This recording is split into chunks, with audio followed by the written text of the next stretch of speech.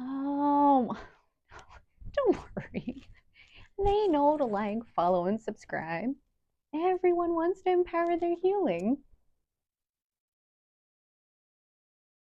I saw this ad on TikTok about arm shapers. As someone who struggles with loose skin that comes from weight loss, of course I was intrigued.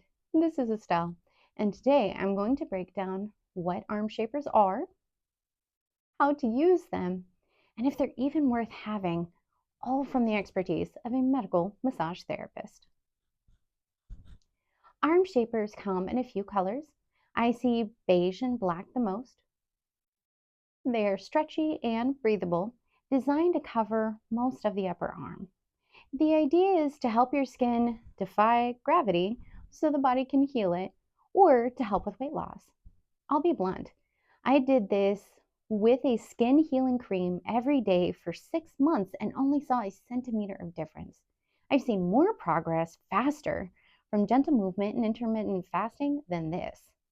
If, however, you're wearing a 3/4 sleeve shirt or a long sleeve shirt and care about how it looks, this is a good product.